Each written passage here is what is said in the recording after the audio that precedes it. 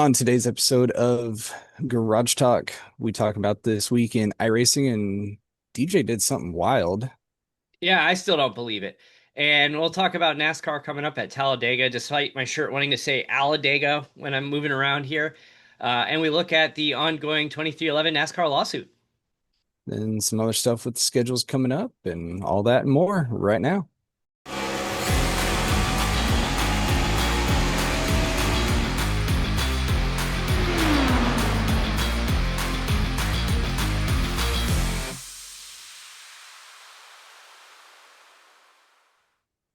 Welcome to an all-new episode of FR Racing's Garage Talk. I'm DJ Fluck. I'm Eric Richardson. And this is probably going to be a short episode today because the timing is just not worked out this week. But first off, we haven't talked iRacing very much in the last couple of weeks. Why have my sunglasses? It's Uh, bright. yeah, I gotta. This light's kind of bright. No. Um, Tuesday went very well. Wednesday did Tuesday not. was awesome. Tuesday was awesome. Uh, Yeah, Wednesday did not go very well. yeah, Uh, somebody here hit Victory Circle. I wonder who that could have been. It Uh, was not me. Congrats, DJ. thank you. That was not expected. I Oh, seriously thought I was it was hosed a weird from. race. Yes, it was a very weird race. I thought I was hosed from the get-go because Derek Booker spun right in front of me on the green flag. And like immediately on the first turn, I was 2.5 seconds back of the pack. And we didn't get a caution that entire race. I don't know how. I don't know how either. But everything always went inside of the track and Into the way off. grass. I mean, it was after that spin, it was pretty routine until pit stops happened. Yeah, everybody's And just trying to make fuel and turn laps. the craziest thing is that I locked up a little bit on getting ready onto pit entry, to enter pit road because that's a really kind of a tight entry when you're coming in on a green Hmm. flag. And I missed by hitting the tire wall by that much. Like it was really close. And then I'm like trying to avoid hitting that wall and also not enter speeding. And I just got under like by like maybe 2 miles an hour under the limit to get into the pit road. So that was near disaster. But then everybody else had a disaster on pit road or Yeah. entering pit road or something. I was exiting pit road and just trying to get going too quick, and I spun it at pit exit, and I had to come right back in to get a fast repair done. The the craziest though is Derek actually impacted the race. He missed the entry to pit road and was trying to recover his speed, like get back up to speed after missing the entry, get back on the track. And Matt Faust, who was dominating that race, Yeah, the first half I was just kind of cruising behind him and again just making fuel. Derek was in the Discord chat with us, and I was yelling at him like, "Derek, get down," because Matt was flying through there, and Matt didn't see him and ended up damaging his front wing with like he had like a 3 4 second lead at that point, and he ended up having to pit because he didn't see Derek wasn't up. It was a very almost like a it was almost like the William Byron Ty Dillon incident from Vegas last week, which we'll talk about here in a few minutes. Um, but Matt ended up having to pit for a fast repair and put him 2 laps down. And Yeah, that all happened when I had my pit road incident. I thought I was done, but then I heard that was going on and it was already up a couple laps. So I was cycled somehow still like on the lead lap. so next thing you know, like I'm in the lead, but Derek's right behind. Like I make up my time. I'm in the lead, but Derek's right behind me. Derek goes by me. He was faster all night. And then he goes, "Oh no," he goes, "I think my auto fuel didn't fuel me correctly. I think I'm going to be like 8 laps short." And I'm just sitting there like, "All right." I'm not going to celebrate his misery with him right there. But then, At that point, I'm flying around that track like a truck. yeah, I'm just. cruising. Like I was, I don't know, 3/10 of a second probably slower because I'm just like, you know what? Here comes Eric. He's gonna pass me probably within about 20 laps. I got to about 3 seconds back Yeah. and still like what 25, 30 laps to go. But coming off of four, I brushed the wall and it kicked me across the grass. And trying to recover, I come back out and then you're 2 seconds behind me. Yeah. Next, I I didn't even have no see time that. now. I didn't even see that happen. I'm just doing my own thing. I'm, I'm watching Derek waiting for him to drop off. And then next thing I know, you're not behind me anymore and you're in front of me and I'm getting ready to lap you. I'm like, wait, what just happened? Yep, that's what happened. I somehow trying to just push in that second half after the pit incident. I caught turn four wall pretty hard twice and somehow didn't break and kept speed. I what kind of hosed me on the front half is I was after the starting incident, I was just trying to push it You as caught hard the as I wall could. somewhere too, didn't I you? did. I caught the turn four wall and it wasn't enough damage to meatball me, but it put me like a half second a lap slower than everybody else. And I ended up getting lapped right before green cycle. And there's, I unlap myself, all the other crap happens. Derek runs out of fuel, and now 10 laps to go. Here I am all by myself. You're like 11 seconds back, and I'm just like, what? What just I'm happened still here? trying to push just in case. Yeah, it was a wild race, but the highs of Tuesday We're to the destroyed. lows of Wednesday. We're destroyed. I had a actually had a decent qualifying run. I think what did we start? Fifth and sixth Yeah, at we were Richmond? P5, P6. Yeah. And oh yeah, so real quick on the Iowa, the we're finishing, and on the broadcast, Jackson's like, "Is he gonna have enough fuel?" I'm like, "I was fine. I was like 7 or 8 laps to the good. I made sure I was topped off before I left pit road, Yeah, and that's gonna be just put it fine in. too. I put it in map two, and I don't think I even needed to do that, but like whatever. Now I ran map two, map three on the first run. So I just want to make sure I got well clear of 70 laps. It was like 71, 72 laps I, for a fuel run without saving. on my green flag stop, I had 3/10 of a lap left of fuel. I think I Like had 8 tenths. I put it that close, but so we get to Wednesday night, good qualifying run. And I'm just like, I just have this vibe. We're not finishing lap one without a caution. And that set the pace for the night. Yeah, you were going. I just got unlucky. And You then, got caught up in that early one. yeah, I got to look at it still. I somehow got clipped on the first one, got meatballed. So it came in as my first fast repair. And so I was at the bag, just kind of cruising around. Then next caution comes out. It's like, you know what? I'm just gonna go ahead and pit, take new tires. But I didn't realize how much damage there was. When we took the yellow, I went to a different lane so I didn't run into a car in front of me, but I got rear-ended pretty hard. Yeah, you did. And so I could have stayed out and been just fine and kept pace. I came in pit, got tires, and a little bit later had issue with that It's turn two, spun, hit the cars. I'm like, all right, I'll come around, get a faster car, get back out. I'm driving down. I don't see the pit there. box marker. I'm like, really? And I stopped and like, too much damage. What are you talking about? I still have a fast repair. Then I went back and looked and went, oh, it got used when I got rear-ended under caution. Yeah. So I that ended my night on lap 25. I I actually felt really good at Richmond. I I wanted to I run. I was, hanging. I mean, we ran 105 laps with the overtime. 49 of them were under caution. But the first 20 laps or so, I was hanging in the top four. I was hanging right there with Colton, with Dawson. Um, Jacob Barker was up there. I was hanging with them. And then the problem is I kept restarting on the outside.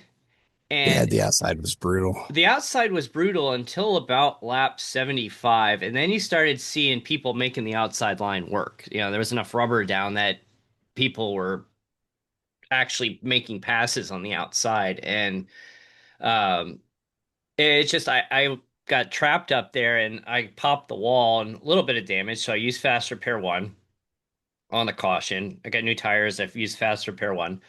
We come out and we go under green, and I car gets loose and hits another car, and that car takes me and shoves me into the wall, and there goes fast repair two. No caution, by the way. Of course, I get in a big wreck, but it goes down below the line.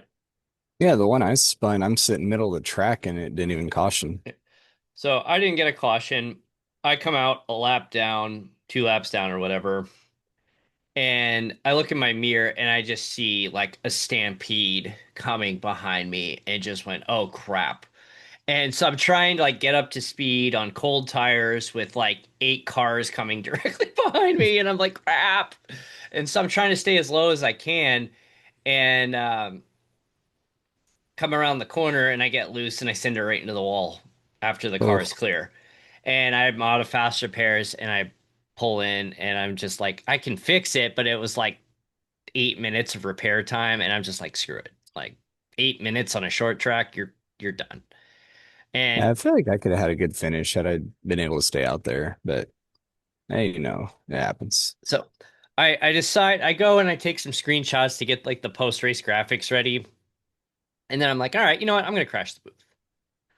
And I hop in the booth, and Jackson's doing his commentary, and he mutes the booth during the race. He only unmutes it like so the booth was muted to the broadcast. So he says something to the extent of like, they say like, oh, if that move would have stuck, that would have been awesome, or something, something to that extent. And I go, yes, but it didn't, and I scared the crap out of him live on the air because he didn't know I'd popped in there. He didn't hear the beep, and he goes, wait, what? Who's that?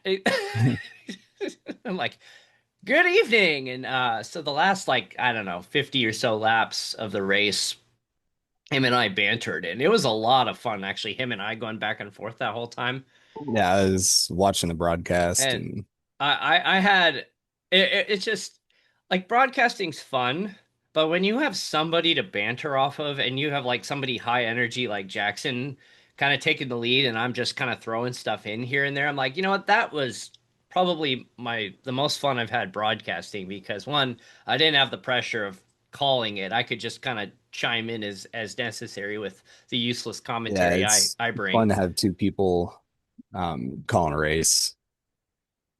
But yeah, we started kind of focusing on things, and then Connor Fuge comes up and works his way up to P2, and is actually chasing Dawson down. And we're And like, then look at this. We're like, the look at this. Here goes commentator's Connor. cursing. Yeah, we're like, look at this. Here goes Connor. And then all of a sudden, as Connor's making his move, he spins himself and basically knocks himself out. And we just burst out laughing. We're like, oh no, we cursed him. The the So I had the driver radio on still because my feed wasn't picked up, and so just like listening to the commentary on the radio and just kind of communicating that to the broadcast was actually really funny. And there was one point, Derek Booker comes on and he's like, at a late caution, he's like, "Can I get an end of the line penalty for a safety?" Hey, can I start at the back? Or I can't remember. It was either Derek asked for an end of the line, but then Connor asked for one too. Maybe it was Connor who said that. But it's just, I'm like, all right, I go to the back. Yeah, we got what, Pocono coming up, and then we go to Phoenix. Yep. And then the Indy finale next Tuesday night. Yeah, Indy. Never mind. Here's your 250. Uh, Season finale is on Tuesday, this shirt and is like really spaced. Like this graphic is like almost too long because it looks like the shirt says Talladega on it. Like no, there really is a T on here. I keep noticing that. I'm like, fix this.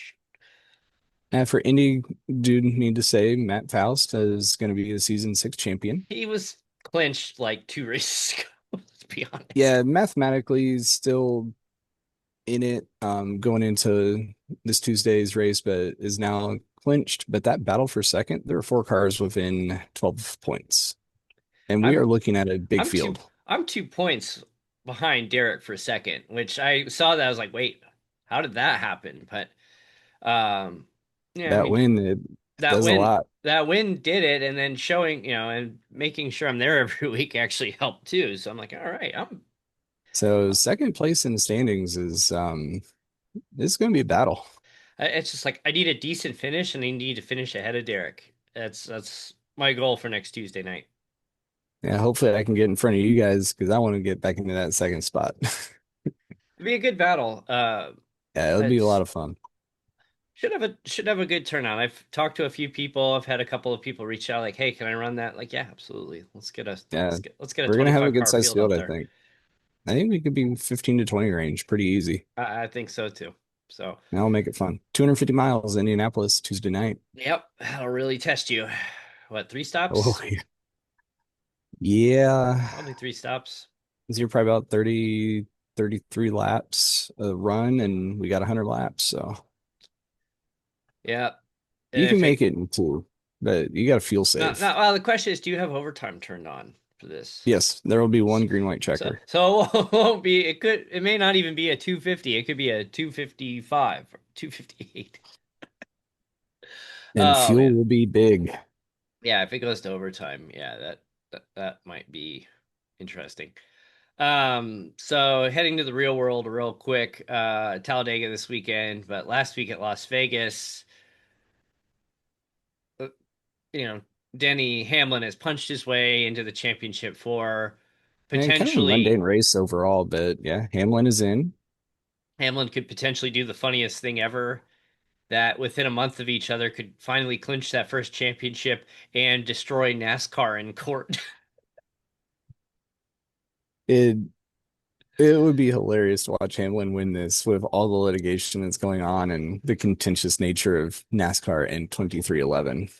It's really weird that like in the latest in that saga, NASCAR shows up to a hearing with a bunch of letters all signed by the owners basically saying like we like the charter system. We want the charter system. And it was like, reading between the lines, and I was looking at some of the letters. It's like, I have written this in my own free will and was not pressured to do so. Signed, Brad Keselowski. I'm like, what? You were?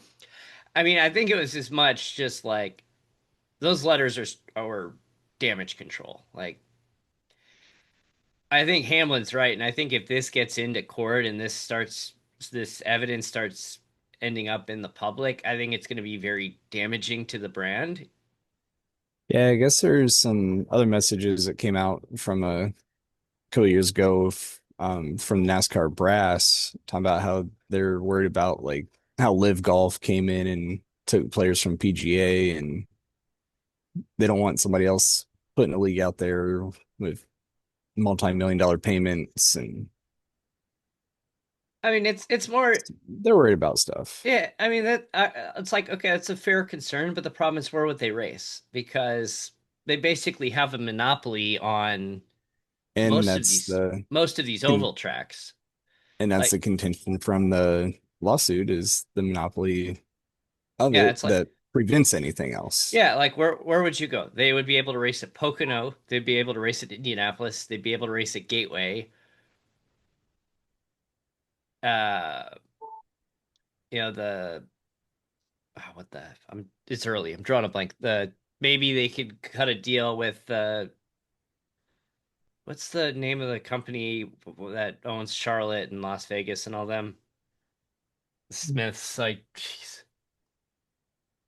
It's early and I have a crying child in the background that Yeah, I'm hearing. Speedway Motorsports. Why would I that Yes. like I knew that's what it was. I couldn't say so yeah, We claim maybe to they know what we're get talking about and we can't even come up with something that yeah, simple. yeah. Hey, we're So an idiot. you'd lose all the NASCAR owned tracks, which is most of them. So it's like you'd go to those tracks potentially if Speedway Motorsports cooperated, and they probably would need to. And then it'd be like random short tracks. So it's like it's a little harder. There's not as many, oval tracks that you could run stock cars on. Then it's like what manufacturers would you get? Because I'm sure Chevy, Ford, Toyota are probably like locked in that nope, you are Hmm. not going to a rival series. So it's like you'd have to go to like Stellantis and get, a Chrysler brand maybe, but they're back in, at least in the truck series with the Ram brand. So it's like you're gonna have like Honda, Hyundai, and Kia stock cars. It's this rival series. Yeah, I think they're looking closer to a settlement from stuff I'm seeing. This needs to settle. I They mean, just as don't want it much to go to court here in December. as much as I would love to see the France family squirm, in the long term, it's going to be bad for everybody. Like they need to be reeled in, but like let's not destroy the sport in the process. Hmm. Yeah, I think they'll end up settling. I just don't think they're going to allow it to go to court. Yeah, I think they'll rather take the loss in a settlement. That way they it's can hide some stuff. your classic. Yeah, it's Hmm. like I'm not a lawyer, but like I have sued somebody before, and a former landlord steal my deposit, and I had to sue him to get it back. Hmm. And Yes, obviously small claims court, not exactly the same thing, but what they do is the tactics are pull whatever shady tactic you can to get the trial dismissed. Then they try to settle with you with some bogus, crappy, like you don't want to go to court. And then they're like, "Oh, let's get a mediator. Let's get a mediator in here to try to settle things." And ultimately, like we settled under the mediator, and I got my deposit back. So in the end, I won without actually having to go to trial. And it's like it's very damaging. The funny thing is, the settlement is I called them out that they were going to submit lies in court in the end, that the evidence they were submitting against me I could prove was lies, and it's like you're gonna lie to a judge, you want to do that? And then all of a sudden it's like, all right, let's settle. How much? Yeah. So yeah, I think in the end they'll settle because there's too much juicy stuff that they don't want to see the light of day. But Yes. um Ty Dillon's spotter, as we wrap here, Ty Dillon's spotter got fired after the miscommunication that caused William Byron to slam into the back of Ty Dillon It because either sounds like miscommunication or lack of it was communication. a lack of communication. Either way, it Because was not good. after, yeah, Ty. And the thing with Ty Dillon is that they said a lot of drivers will kind of stick their hand out the window, like, "Hey, I'm pitting here," and it's like, yeah, maybe he was a little higher up on the track, but they went back and said like that was how he was doing his entries, and there were other cars doing the same kind of not at the bottom, but just slightly up like he was. So I was like, he Yeah, wasn't he doing was anything outrageous. the one thing I would maybe say on his, he was a little bit higher up, but as you watch the Byron onboard, you see him take a little bit of more of a right as he gets ready to go left. Yep. And if you weren't aware of that, or if Byron Spotter hasn't been watching that and there's no knowledge of it, It was outside of the seeing pit him, cycle. Byron, yeah, and it was yeah, they outside of thought the that pit cycles were cycle, over. I could see how that little move, it's like, oh, you're drifting up. Was gonna go to your inside anyway. That's where I'm going. And then all of a sudden, Pop. wait, there's a car. So it just, Dillon didn't raise his hand out the window. He said that his spotter communicated that he was pitting up on the stand, but he didn't. And it's like, Yeah, even if you 24 trust, crew said they had no idea what was going on. yeah. And people on the radios, like watching on HBO Max with the in-car feed, they said they didn't hear a thing. And it's like, yeah, I mean, they could have said, hey, on the track, it would have been on the radio, but um, it's like, even if I was Dylan and I'm still like, my spotter is taking care of it, I would, if I were him, I would still be, things happen. It's fast. I would still Yeah, you're be sticking my hand Vegas out is the a fast window. track, and you're not gonna just make a sudden correction because you're gonna bend it into the wall anyway. So the fallout is after the race, nothing. Dillon's spotter writes on social media yesterday that he drove the bus to Talladega, parked it, was called into the team's hauler, fired, put in an Uber, and sent back to the airport immediately. And he said, I knew I wasn't going to be a spotter next year, but the plan was to keep me in the organization in some capacity. But he wrote, dot, dot, dot, not anymore. Yeah, the way that all went down, not a good look for the race team. No, it's like, why did you wait until he drove the bus to the track on Thursday? Needed to Like, get there and it's like, yeah, didn't it's have like anybody to get there. It's like, yeah, you we didn't need have, you, but oh hey, you're here, so now we don't need you. yeah. So See ya. who's driving the bus home then? Like, They must have had somebody for the return trip, but not to get it there. I mean, that's so shady. Yeah, I mean, that's not a good look. no, not at all. So Talladega this weekend, um, anybody could win. Literally Mm, anybody could win. You've got, I have a vested interest in Logano now, so yeah, yep. I got my the prop bets are in place for a Logano repeat, but honestly, the one like, guy who does not like Team Penske, and now I'm rooting for it. it's I like funny the how drivers from Penske. it's funny It's how kind of money can change things. Money changes people. But yeah, if he doesn't make up some serious points this weekend, he's in big trouble going into This is the Martinsville. weekend to make up points with Elliott having trouble, Byron having trouble. There's three cars all right there. Now you just need two more, and it's a Uh, wide open race for basically what, four or five cars for a spot or two. yep, So it'll be fun to see.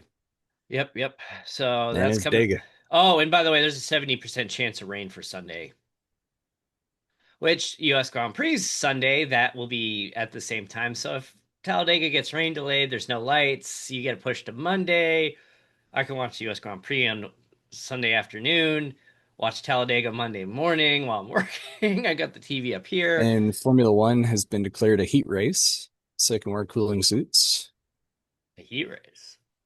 Is it really Yeah, that they hot? declared Or 90s that's kind of miserable. in Texas, so yeah, it'd be toasty. We had 5 straight days of rain, and they said the last time Phoenix had 5 days of measurable rain in a row was over 100 years ago. And I've been waking up in the morning. It's October 17th. We talked about, hey, the Phoenix race is being moved to the mid-October. It could be in like the upper 90s. Well, I woke up this morning, it was 55, and it's been in the 50s all morning, every morning this week.